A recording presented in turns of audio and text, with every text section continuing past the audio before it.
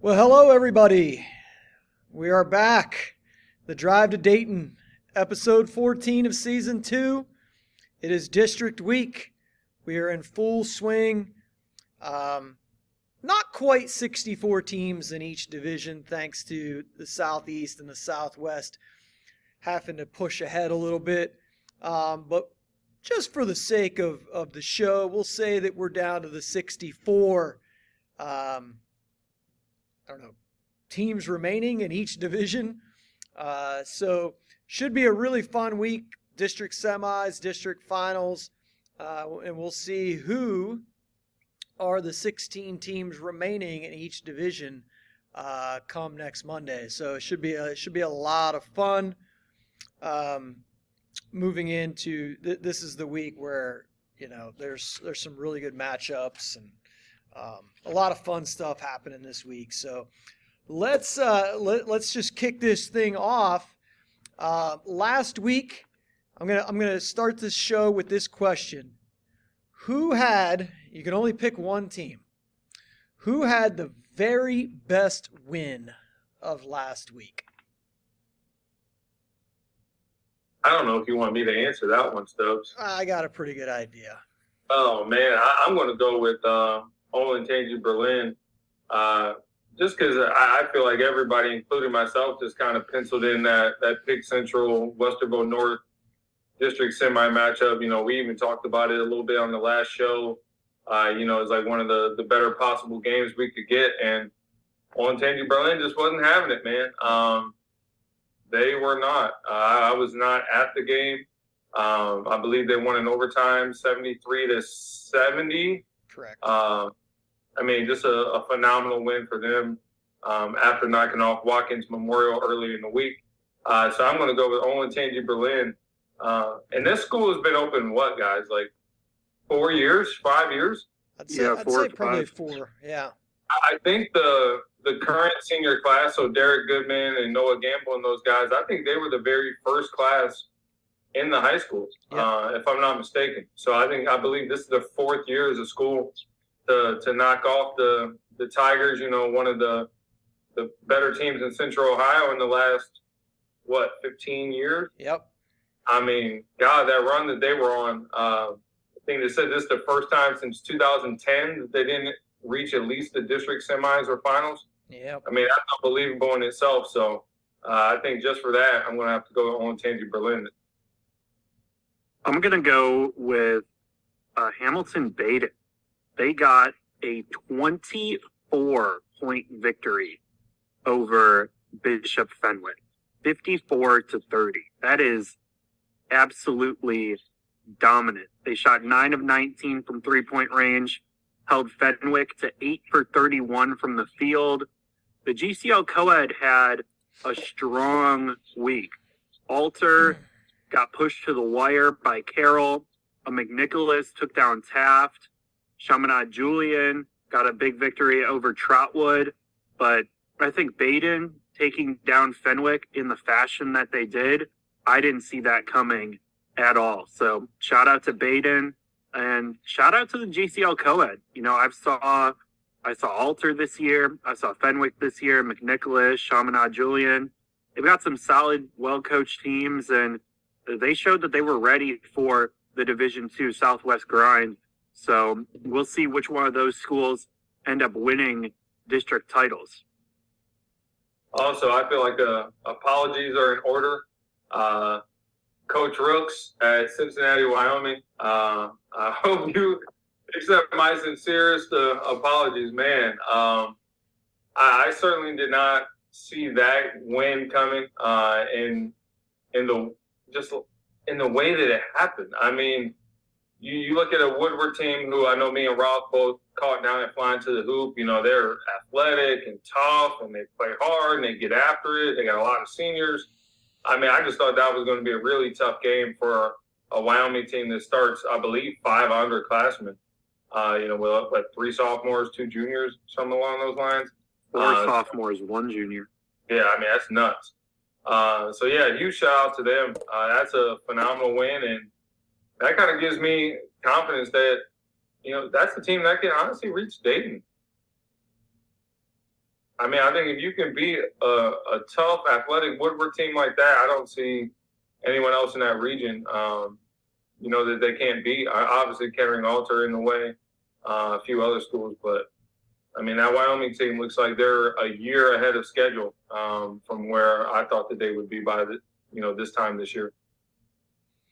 Yeah, those are those teams that you guys have mentioned were definitely on my list. I just jotted down a list of like 8 teams and see if you guys. I had a pretty good idea that one of those games was going to get picked, and I was sure that you guys were covering everything else with a fine-tooth comb. But so I had. Funny thing is I had Berlin and Dayton, CJ, and Baden. Those were like the top 3 that I listed, which you guys mentioned. Baden and Berlin, and then Wyoming with the huge win. And the way they did it was probably the most impressive thing. Some of the other teams I mentioned: Barnesville, Columbus Grove, Marion Local, and then Dayton Dunbar with a really nice win over Tippecanoe, a team that had only lost 2 games of the year. So really nice job by Dunbar there. But the team that I mentioned that I thought was Dayton CJ.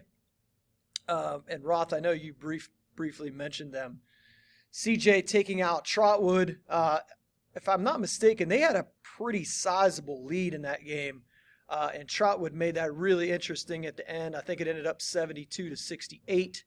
But Dayton CJ, man, the waters were a little rough. I mean, let's be honest, they play a really good schedule, but the waters were a little rough throughout the season, and then they just blow out Kettering Alter at the end of the season, which was kind of shocking. Even though I know Alter was struggling a little bit down the stretch, but still the margin of that victory was shocking. And then they go out and knock off Trotwood, who also had a really good season, and really I think all of us thought that they had the potential to make a pretty decent run in the tournament. But yeah.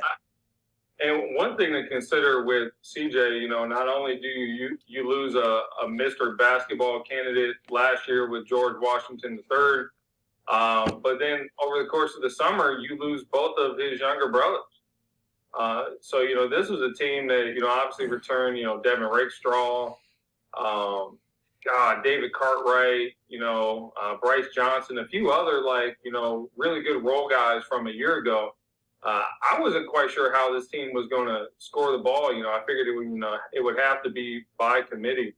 But yeah, just for them to just kind of take their lumps early on, figure out their identity, and start to play some of their best basketball this season. I mean, that's big time. Shout out to Coach Zabo over there. Yeah, think about what CJ has lost. 2 years ago, Jonathan Powell leaves and transfers over to Centerville. And then you lose Washington, as you mentioned, last year, who had him in the Final Four. Powell had him in the Final Four as a freshman. And here they are. Just a really good coaching job down there. But yeah, so those are the teams that I had on my list. I appreciate you guys mentioned Berlin. Just a nice reminder of how the story ended. So Kruger said, just off the record, Gamble and Goodman were just, their 2 were better than Central's best 2 that night. Central had 18. If you watch the highlights on 270, Berlin was hooping out there. They were. They were hitting a lot of tough shots like that. I know, highlights, you make every shot, but they were hitting some tough shots in that highlight tape that 270 put out. They came to play.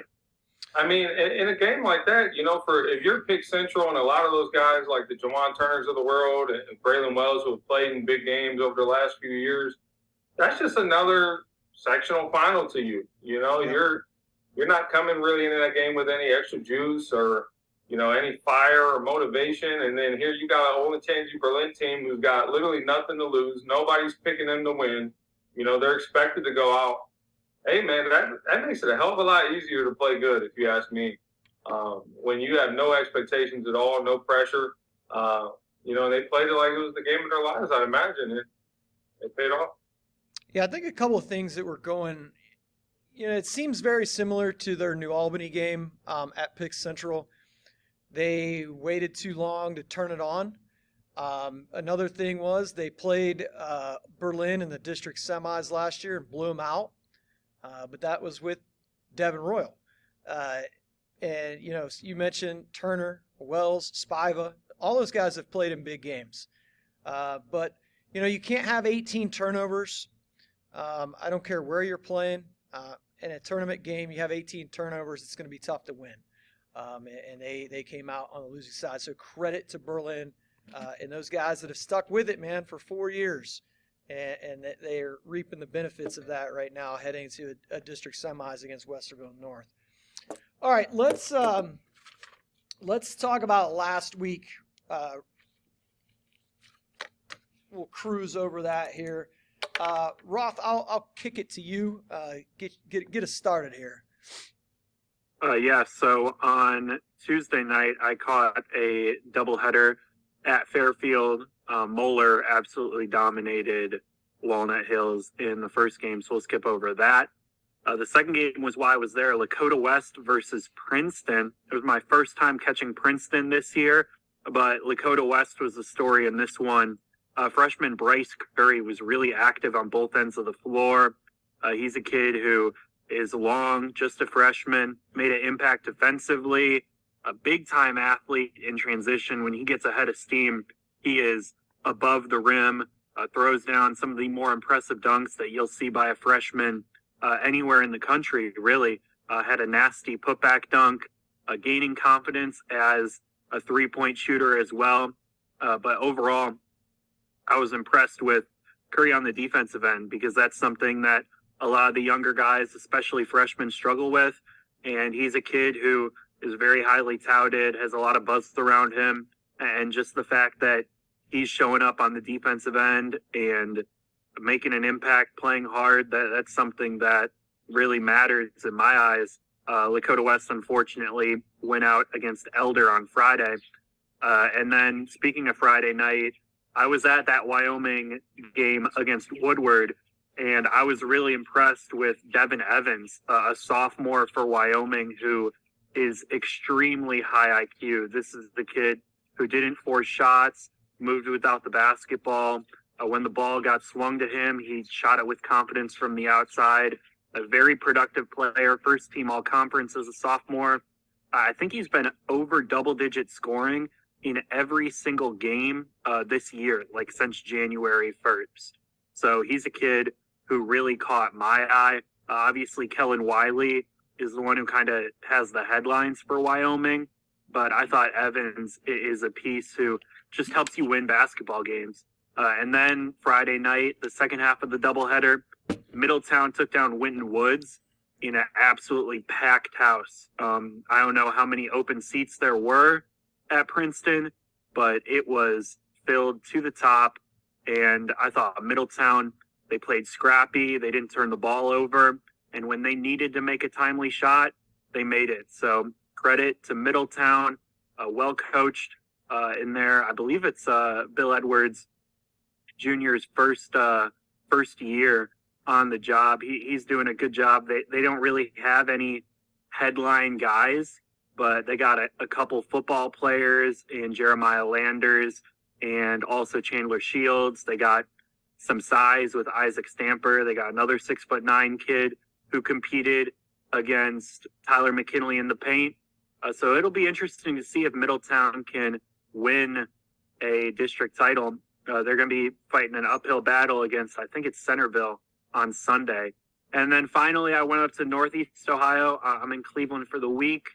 And I saw Menor dominate East Lake North. Ian Iapolo and Matt Bedell each scored 25 points in the first half, which is pretty incredible. And this is also the first time I got to see Sean Register in person, who is one of the top scorers in Ohio at 29 points a game. So glad I finally got eyes on him in what ended up being his final high school game of his career. I stayed local for the most part. So I want to say it was either Tuesday or Wednesday. I caught Warren Harding at Barberton So Warren Harding was a team I had seen earlier in the year in a game against Youngstown Ursuline that did not fare very well for them. But man, and it was kind of it was going to be that same way against Barberton. Coach Hazard, a Barberton native in his first year, helped Barberton get the 8th seed in Northeast Ohio's Division I. So they were the favorite coming into this game. But, we had talked about it on the show that, me and Stubbs both thought this game was going to be a lot closer than what everyone was kind of led on to believe. But, man, in the beginning, it did not feel that way. Barberton just came out with a ton of fire, making a lot of shots. Junior De'Arion Holly, who I've heard a ton about, had only got to see him just a little bit in the spring. Man, he's one of the more intriguing juniors, not only in Northeast Ohio, but I'd probably say across the state in terms of just kind of raw talent. But he was going up against a fellow junior in Chaz Coleman from Warren Harding. And, man, it just seemed like Warren Harding just didn't go away, slowly but surely kind of crept their way into the game. And they switched to a 2-3 zone. I believe it was either second half or the second quarter. And it really just kind of slowed Barberton down and completely changed the outcome of the game. Warren Harding was able to hang around and make enough plays late. I want to say Barberton had like 24 points in the first quarter, and then over the next 24 minutes only scored, or it might have been the next 22 minutes had only scored 24 points. So what they did in the first quarter, it took them 2.5 quarters to match that. So I think that's just credit to Warren Harding. Then I saw Oak Harbor at Genoa. Man, an absolute barn burner, man, 34-30. And it was a bit of a rough watch, if I'm being honest. But the two rival schools, it was their third time playing. Definitely was a bit of a chess match as both teams trying to get a feel and figure it out. It was a sold-out crowd virtually. I mean, there weren't many empty seats in there. So I think there a little bit of nerves played into that as well. Genoa, who had lost both regular season matchups to Oak Harbor, found a way to kind of get their revenge and win that third contest. And then lastly, I guess I'll save the best for last. I went to Cleveland Heights at Canton McKinley. With me being a Canton native, I always try to show love to the Federal League schools. So I'm thinking this is going to be a competitive game, definitely up tempo, and I think I needed that after the Oak Harbor game. But man, McKinley survived a scary one. It was a double overtime. I mean, there were so many twists, turns, ups and downs to that game. It was like neither team wanted to win. Missed free throws, botched, last second shots and plays. It was a bit all over the place, if I'm being honest, but it was really entertaining. McKinley ended up getting the win. I thought the duo of sophomore Davey Thompson and junior Reed Sims were really good. They got good play from sophomore Anthony Chavers off the bench. Cleveland Heights was a little bit more by committee. Junior Carter Armstrong and senior Michael Lewandowski both had their moments. Definitely a phenomenal game that throughout that, I didn't know who was going to win for at least 95% of that game. It felt like neither team honestly wanted to take the reins. So that was my week. A few other things I wanted to mention, though, that caught my eye. Sandusky over Lima, 59-57. We had talked on the show that was a bit of a coin flip game, right? Could probably go either way, especially with the game being at Sandusky. Both me and Rob, got a chance this year to go catch a game at Sandusky. And shout out to that community, man. I don't think they get nearly enough credit for how much they care about basketball out that way. It was – I caught a little bit of the stream of that game. Man, it was rocking in there. And that's just such a big program win for Sandusky because no matter what Coach Q has over at Lima, it seems like they always find their way into the regional semis, district finals. So I thought that was a huge win for Coach Moore. Springfield upsetting Beaver Creek definitely shocked me. 5 of the 7 Federal League teams reached the district semis. I believe Uniontown Lake, who lost on a last-second shot to Akron Garfield, and Maslin Perry, who lost to Boardman. Everyone else is in the district semis. Westerville South upset Marysville. A bit of a cool story to that game. And then lastly, St. V survived a an absolute thriller with North Royalton. I'm not sure if you guys saw any clips from that game, but North Royalton had a 3 rim out, and I mean, I don't know if this shot could have been any more in the hoop. Just came out. I want to say, I think that was senior Josh Suleiman. Somebody had a putback attempt that I thought it was going to be good. They had 2 or 3 shots at the rim in those final seconds. So definitely a tough blow if you're North Royalton. And St. V, man, a team that we've talked about throughout the year. They got a chance to win games. They don't have the talent that we're accustomed to seeing, but it's a team that could still quite beat almost anybody in Northeast Ohio on any given night. Good stuff, gentlemen.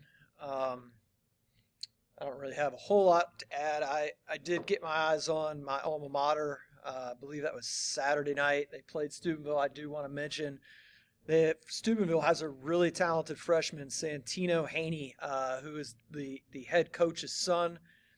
He played both games I've seen him this year. He's played really well, big-time shot maker. He's got a pretty good feel for things, obviously being a coach's son. But St. Clairsville, really tough to beat at home, and they are really clicking right now, especially with the emergence of the sophomore Griffin Straub. And it'll be interesting to see what they do this week as they play Indian Valley. I believe that game is on Wednesday night. Indian Valley escaped Cambridge team that was gritty. Didn't have a really good year, but they got a kind of an under-the-radar guard. It's a pretty good player at Cambridge, and they almost pulled that off at Indian Valley. So shout out to the Bobcats for coming to play. And then yesterday I caught some of the 4 games at Athens. I figured that was going to be a pretty good lineup. I do want to say my apologies to McDermott Northwest. I'm going to be honest with you. When I saw that record, I think it was like 21-3, I was like, yeah, okay. Looked at the schedule. I think they play in the smaller division of the SOC. Is that correct, Roth? Yeah, they're in the smaller division. It's not very competitive down there. Yeah, and they're in the same county with the team they played, which is Portsmouth, that Scioto County, and they just handled Portsmouth. DeAndre Berry, I think he ended up with like 27 or 29, but they just really didn't have any other scoring options where McDermott Northwest had a bunch of guys that were just capable. And, DeAndre Berry looks like a guy that like 5-10 years from now, he's getting 40 in every YMCA league in the country. I don't know if you guys have ever seen him play, but big left-handed guard. But, hey, man, McDermott Northwest, I believe they got Wheelersburg next. They are not going to go lightly. And Wheelersburg played yesterday as well. They had to hang on in their game. I thought North Adams looked fantastic for 16 minutes. And then Ironton turned up the heat, and North Adams had to hold on late and got the win. And I thought Minford looked really impressive yesterday, man. The more I think about it, the more I've thought about it, that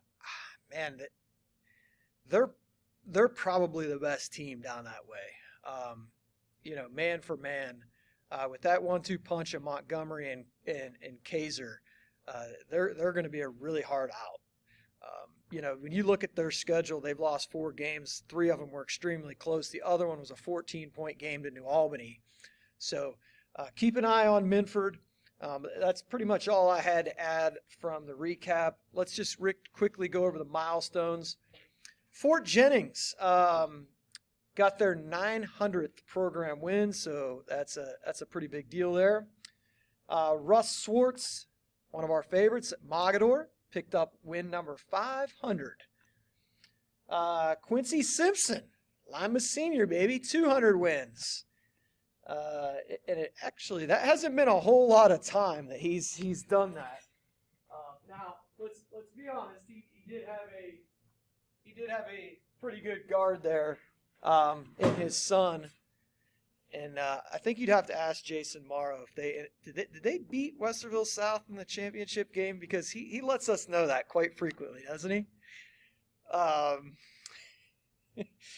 So on the player side, Ethan Stokes of Oak Harbor, a kid that you just saw, 1,000 points. Kanye Gaston of Toledo Christian, one of their 1,000-point scorers. He goes over 1,000. Interesting, Toledo Christian was 13 of 24 from three-point range against Eden, however you say that. I mean, you're not going to lose too many going 13 of 24 from three. Not at all. Gary Kello, with 557 wins, is going to retire. He was recently at Zane Trace. He won the state championship in 2008 with the Chillicothe Cavaliers. Anthony Humpty Hitchens and Sugar Ray Chambers taking down William Buford and Toledo Libby that year in a monumental comeback. And then Coach Boyce, one of the best in the state up at Perrysburg, picks up win number 600. It's a lot of wins. I don't think people realize exactly how many wins 500 is at the high school level. That's a lot of wins, like, buddy. I mean, if you won 20 games a year, it would take you 25 years to get 500 wins. It's a lot of wins, buddy. And nobody wins 20 games a year. No, Nobody. That's insane. That you could go 20-2 every year, and it would take you 25 years to reach 500 wins. Shout out to those guys, man. A lot of time for very little pay, especially in today's climate. Shout out to anybody who's been coaching that long, man. Hats off to you. Because sure as hell couldn't be me. I mean, and the two programs Swartz at Mogador and Boyce at Perrysburg. I mean, let's be honest, guys. Those two guys are just coaching the guys that come through the doors, and they're coaching them up very well. And hell, Perrysburg probably loses a good amount of guys, man. I'm sure they do. I mean, I'm sure if we even which doesn't help matters at all, but I'm sure if we sat down with Coach Boyce, I'm sure he has a quick list of guys that should have probably been at Perrysburg. Central Catholic, Whitmer, St. John's Jesuit. Yeah. You went here. Yeah, I'm sure he probably wouldn't. It wouldn't take him very long to have a short list there. All right. So the interesting thing and difficult thing about these shows is we talked about some teams earlier in the show. They did something really good at the beginning of the week, but by the end of the week they were gone. So this week we're going to look at district semifinal games, but we can also try to project a little bit to the district finals. And that always goes well. So, Roth, let's lead off with you here. Games of the week. What are you looking at? Well, we'll start with the district semi. Great. Bookdale versus Glenville. Bookdale actually got a tight win at Norwayne in the sectional final just to get here. But they're going to take on Glenville. The winner likely plays Canfield in a district title game. Just a really loaded district compared to the rest of the D2 districts in Northeast Ohio between Norwayne, Canfield, Bookdale, and Glenville. I think maybe Bookdale underestimated Norwayne and Canfield because they went to Norwayne and they got everything they asked for. I mean, Norwayne's a well-coached team. There's a reason they won 20 games this year. So that's a game. That was such an interesting move to me. There were so many other places that I thought Bookdale could have went and just gave themselves a significantly less difficult path. Yeah. To the final game. So not only did you have to play Norwayne, right? You beat Norwayne. Now you got to play Glenville. And then if you beat Glenville, you probably got to play Canfield. And then I look at, like a Cardinal Mooney's district or a Youngstown Ursulines district, while those two districts may be a little further away from you. But, man, I thought it was a very interesting move by Coach Dent, but hell, it's paying off for him. A win's a win. Yeah, it doesn't matter if you win by 3 or 30 this time of year. It just matters if you win. A funny tidbit to that game, Rob. So you have Akron Bookdale, who's the Akron City League champs. And then Glenville, the Cleveland City League champs, and they're playing in Louisville, of all places. This kind of makes me laugh for a variety of reasons. There are some interesting host decisions across Ohio, but especially in Northeast and Central Ohio, especially there. I think Northwest, and Southwest kind of have it down. Not exactly to a science, but they got it down pretty good. And the Northeast and Central ones are a disaster. The fact that Massillon Jackson and Dover are playing in Euclid when they could literally go like 15 minutes down the road, meet in the middle, and instead they're both driving over an hour is insane because they want the district semis to be played at the same location for whatever reason in Northeast Ohio, but they won't do it on the same day. Heaven forbid I get to watch 2 playoff games in a day in Northeast Ohio this week. The world would end. Some district finals that I am interested in Division II. Conference rivalry, McNicholas versus Kettering Alter. Alter won the regular season meetings by 16 and 28 points respectively. If you give me McNicholas plus 15.5, I'd take it. I think this is going to be closer than both of those regular season games. McNicholas is playing good basketball. Alter was just pushed by conference rival Carroll. I think that'll be an intriguing game. And now we're projecting a little bit here with Marietta versus Warren. We previewed this when we talked about the Southeast District in Division II. These teams have size. They've already played each other twice. They split the season series. A big-time rivalry out by the Ohio River. I expect if this game is going to happen, I think it might be the highest attended game in the convo, the whole playoffs, if it's Marietta versus Warren. But I think New Lexington, they got a shot to throw a wrench into things in the district semis when they play Marietta. And then finally, I think unquestionably the best D2 district in the state. Going to project and say Shelby versus Lexington. They got to get past Mansfield Senior and Willard.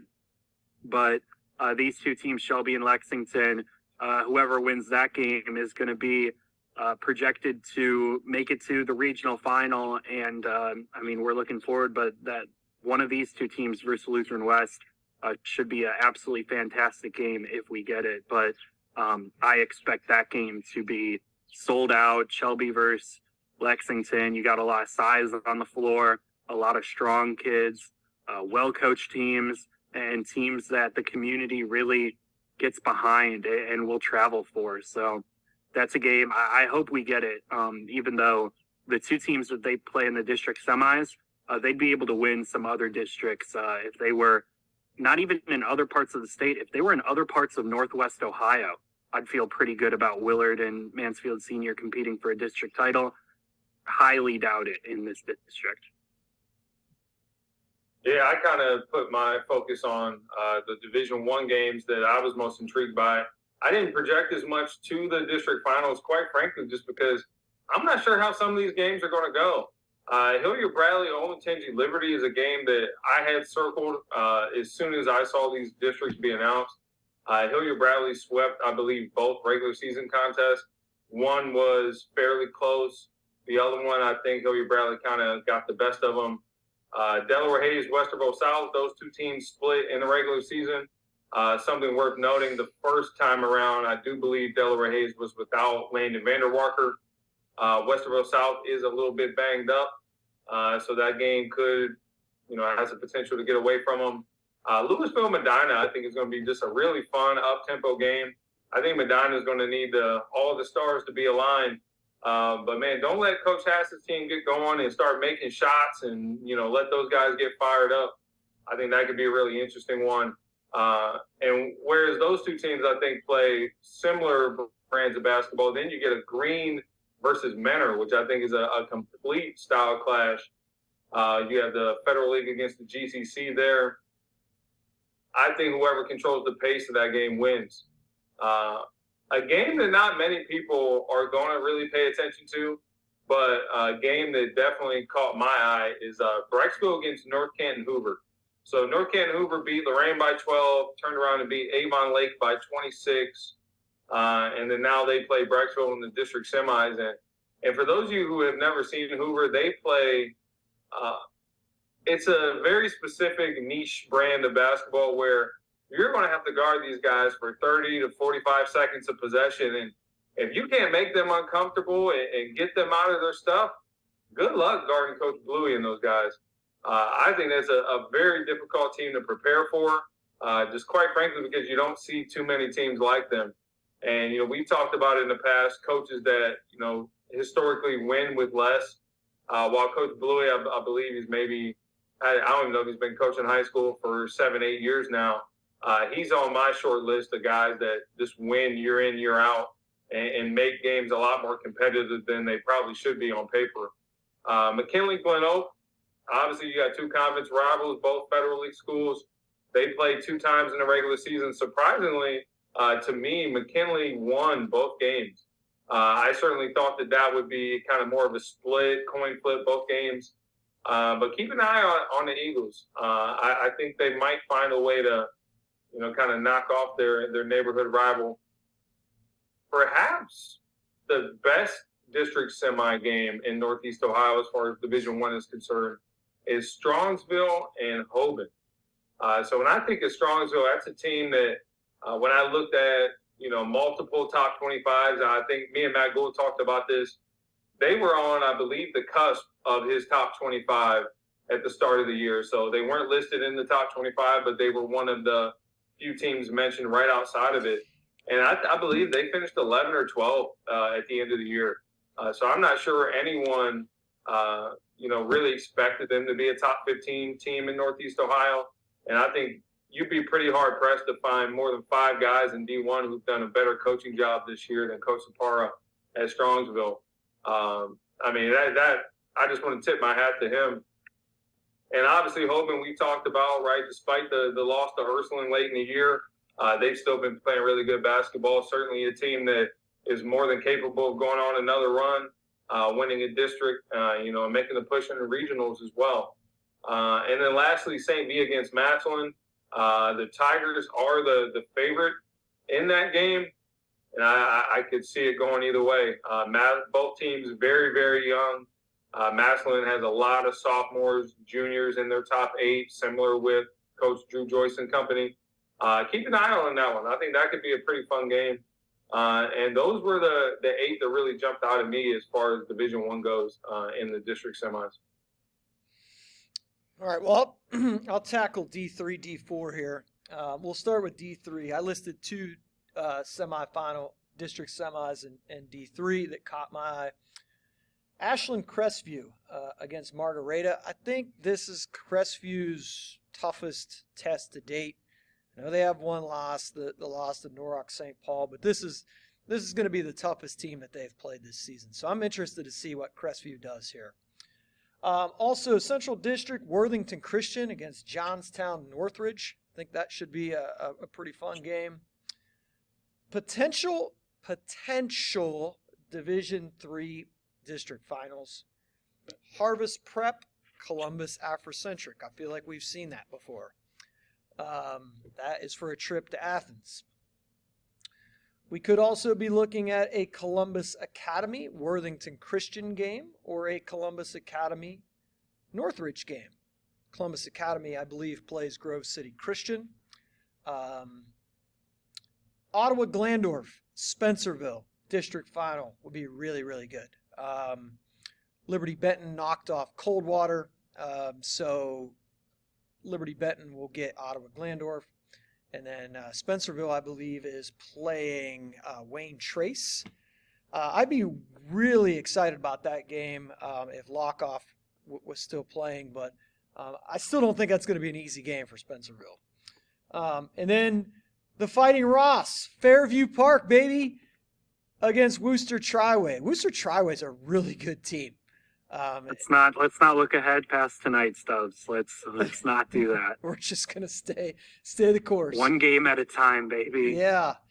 All right. Division IV district semis. Leesburg Fairfield against Federal Hocking. That's a district final. Is that a district final? Oh yeah. Yes. I keep forgetting they're ahead. Toledo Christian against Patrick Henry. Could be interesting. The other game in that district, the other district semifinals, Antwerp against Maumee Valley Country Day. Ooh. And then Dalton and Mogador, I think, could be a good one as well. Dalton blew out East Canton. Yeah, which I think caught a lot of people by surprise, including myself. Potential Division IV district finals. I already mentioned Fairfield and Fed Hawk. That's not potential. That is a district final. Monroe Central and Highland, I feel like that's where we've been heading all year in the East District. Now those teams got to get by Shadyside and Rosecrans, I believe, are the other two teams left. How about Adelpha St. John's against Pandora Gilboa district final? Toledo Christian against Maumee Valley Country Day or Antwerp. And then Lima Central Catholic against St. Henry and or Marion Local. St. Henry and Marion Local play for a third time. St. Henry beat them twice this season. Marion Local's 11-13, but would not be shocked if they show up at BG. Would not be shocked. We've been waiting on them all year, man, and this might be their time.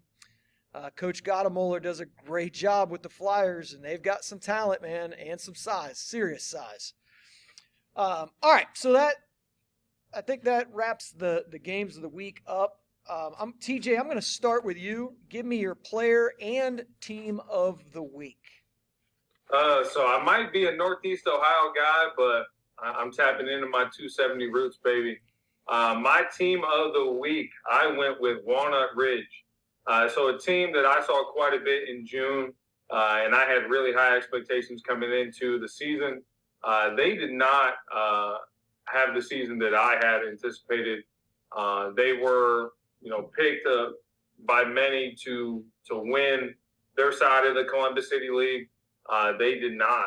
They lost to, that spot, the Columbus South.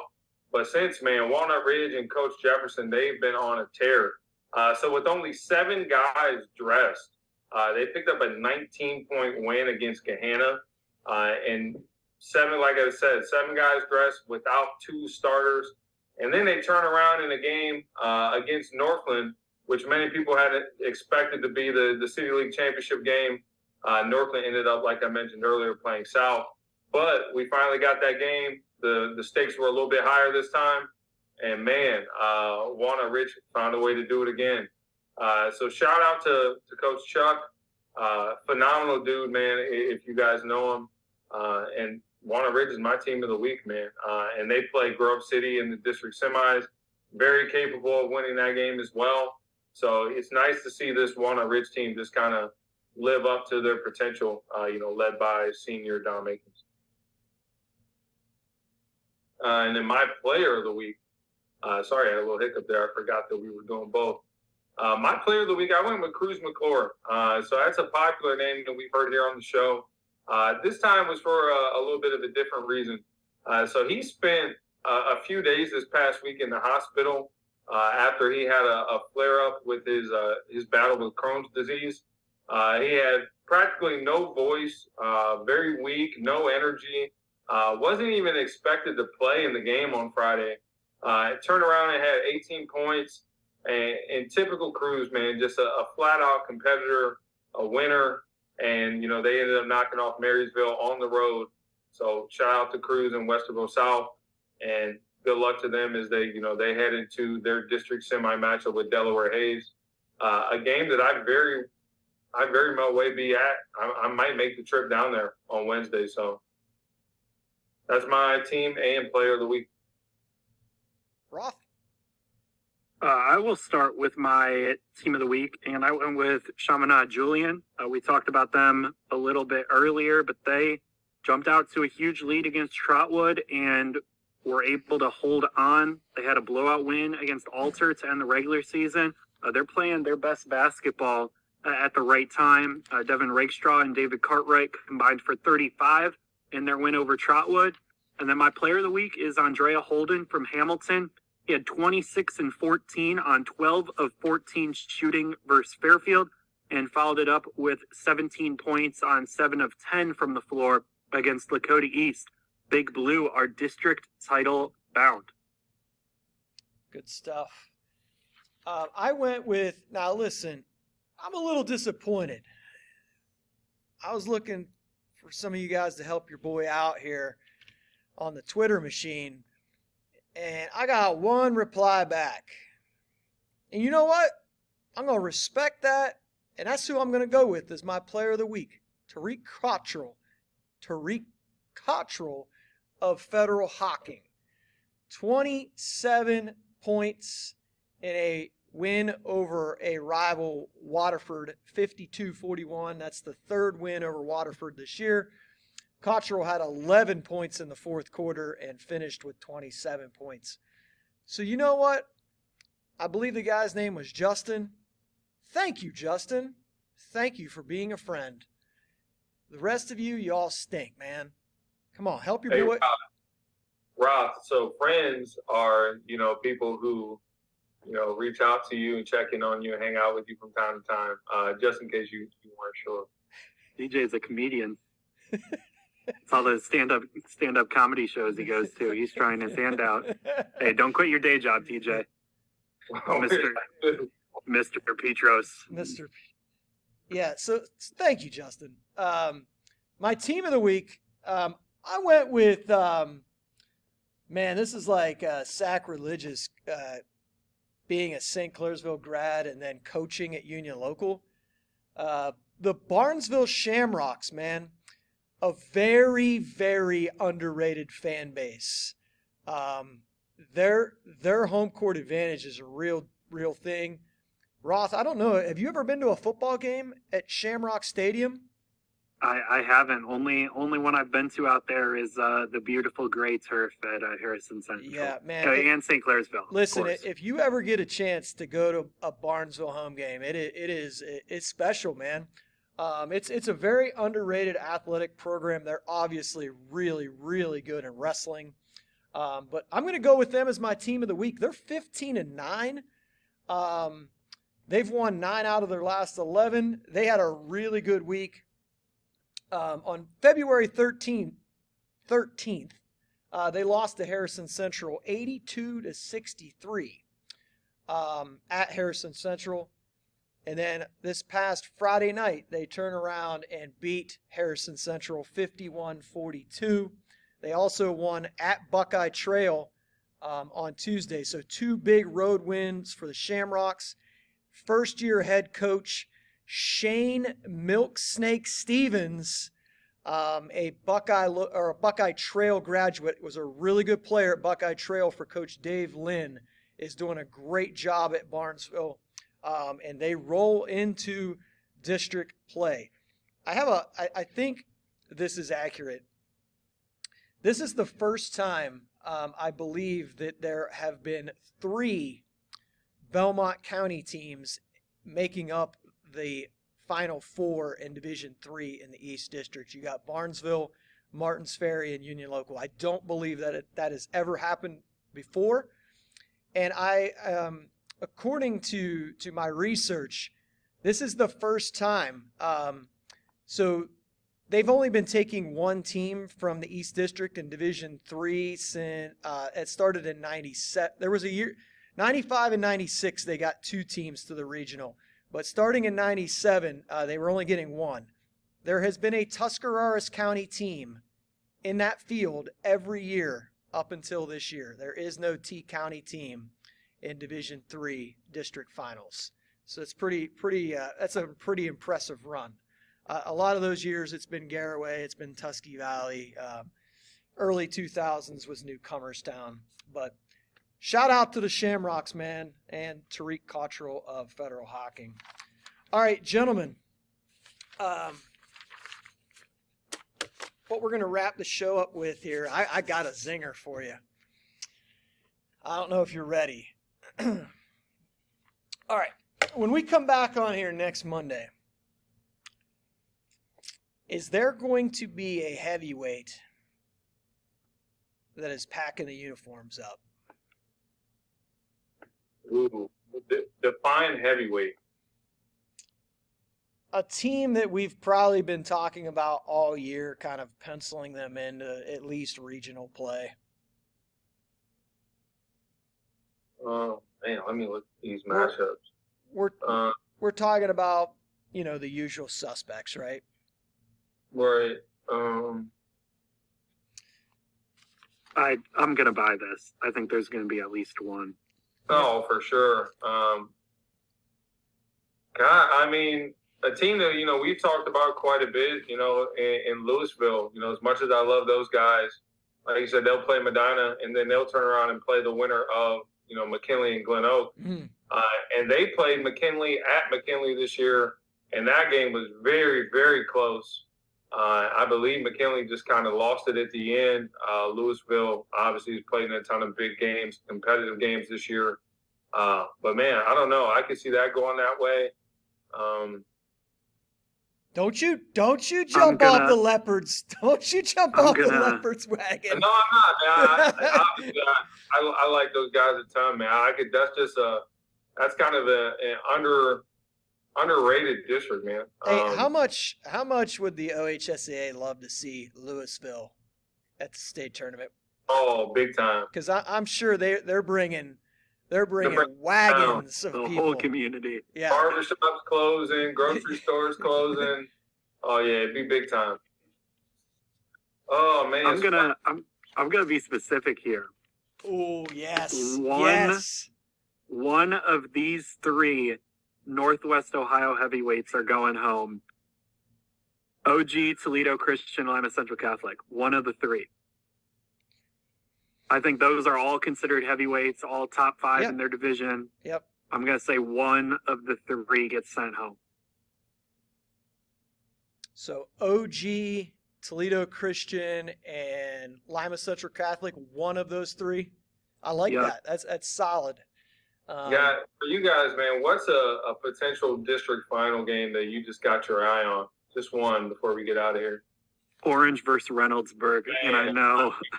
And that's like a no-brainer for me, man. I think there's so much in that game to talk about.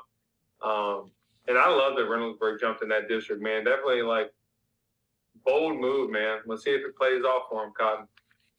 Yeah, I think that game,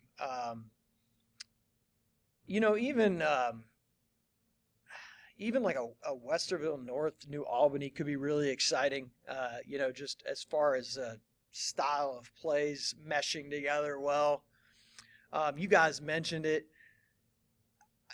and we'll end on this. I think here's the problem. In Southwest Ohio, and we're talking big schools here. In Southwest Ohio and Northeast Ohio, you have these monstrous parochial schools. So I think that waters down the rest of the field, where in Columbus, there aren't any big parochials. So your big-time players are all at these, suburban schools. They're all spread out, too, for the most part. What does hurt Columbus is the multi-districts, with 2 in Pickerington, 3 in Westerville, 4 at Olentangy. You got multiple schools in Dublin, multiple schools in Hilliard.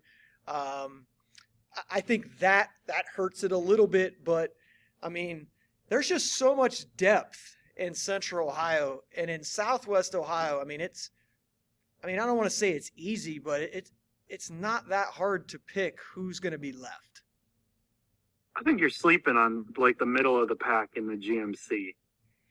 Between like your Sycamores, your Lakota West, your Middletowns. Yeah, you better give them some smelling salts because they're asleep, buddy. When the dust settles, you know who's gonna be alive.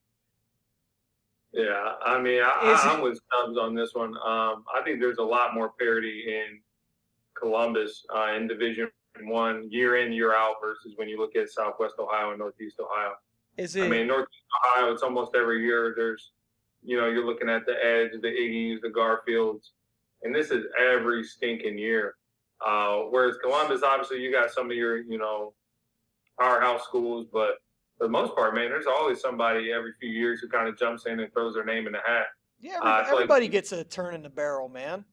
Yeah, we don't see that as much up here in Northeast Ohio, if I'm just being honest. So no, it's Southwest Ohio too. You got the Cincinnati All-Star team and Moeller. Elders getting their fair share, and then that other giant school district, Centerville. not only do they have a giant school district, but they're also bringing dudes in from other places as well. So,